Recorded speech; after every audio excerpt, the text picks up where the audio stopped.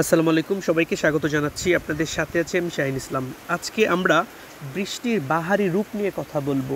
মানে বৃষ্টি, রেইন, এটার যে কতগুলো ইংরেজি সিনোনিম আছে, এটার সম্পৃক্ত কতগুলো ভোকেব, ট্রান্সলেশন, ফ্রেজ, এটা নিয়ে কথা বলবো আজকের এই সংক্ষিপ্ত সেশনটার পরে। আমি বিশ্বাস করি অনেকগুলো বিষয় ক্লিয়ার হবে। আপনাদের যেটা করতে হবে, পুরো টিউটোরিয়ালটা শুরু থেকে শেষ পর্যন্ত দেখতে হবে। প্রথমে আমরা যেটা করব, বৃষ্টি সম্পর্কিত কিছু পরিচিত ভোকেব নিয়ে কথা বলবো, যেগুলো আমরা জানি। রেইন মানে হচ্ছে বৃষ্টি, রেইন মানে আবার বৃষ্টি হওয়া। তার মানে রেইন মানে যখন নাউন তখন বৃষ্টি, আর রেইন মানে যখন ভার্ব তখন বৃষ্টি হওয়া।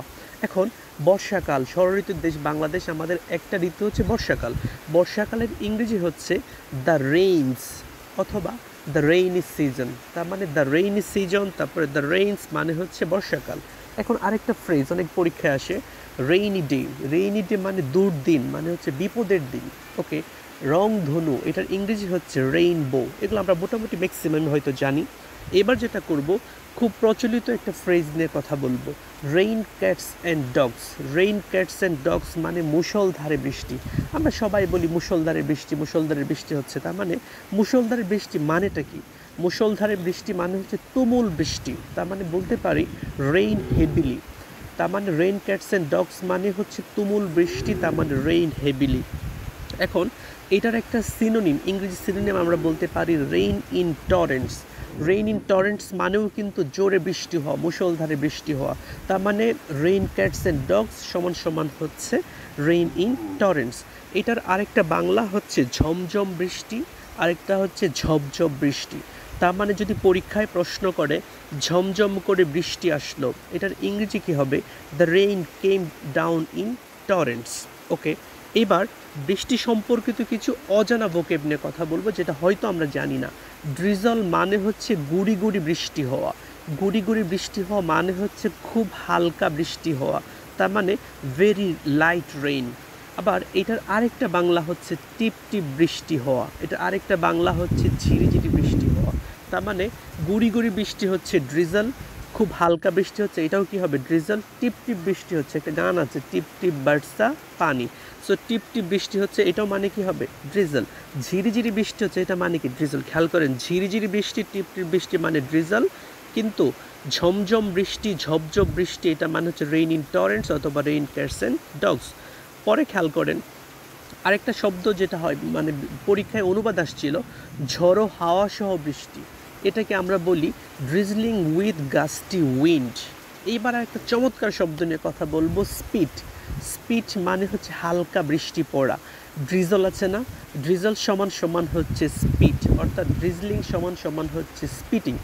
এখন আমি যদি একটা বাক্য বলি, it is not raining heavily only spitting, মানে খুব জোরে বৃষ্টি হচ্ছে না, শুধু হালকা বৃষ্টি হচ্ছে। ওকে, স্পিট মানে কি? তাহলে হালকা বৃষ্টি।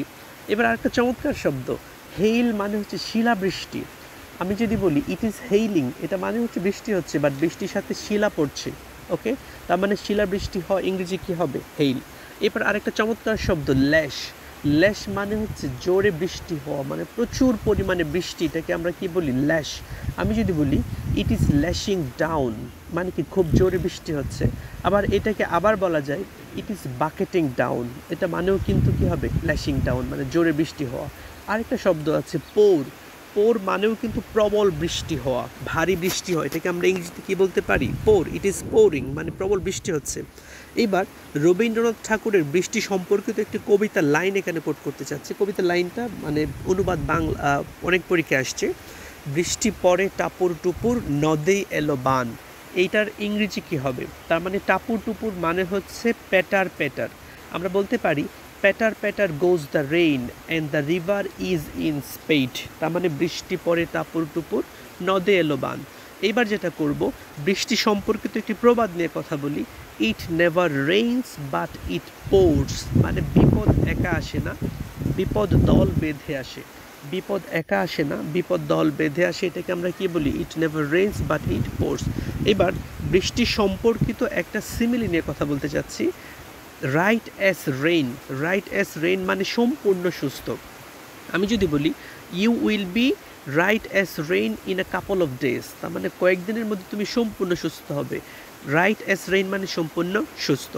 পরে দেখেন সর্বশেষ যেটা বলতে চাচ্ছি, rain on someone's parent. Rain on someone's parent মানে হচ্ছে কারো পরিকল্পনা নষ্ট করা, তার মানে স্পয়েল সামওয়ানস প্ল্যান। তার মানে শিক্ষার্থীরা আজকে আমরা খুব এই সংক্ষিপ্ত সেশনের মাধ্যমে বৃষ্টি সম্পর্কিত অনেকগুলো বিষয় জেনেছি। আপনাদের সবার প্রতি রিকোয়েস্ট থাকবে আমার চ্যানেলটা লাইক, কমেন্ট এবং শেয়ার করার জন্য। অবশ্যই ভালো থাকবে। ধন্যবাদ সবাইকে। আল্লাহ হাফেজ।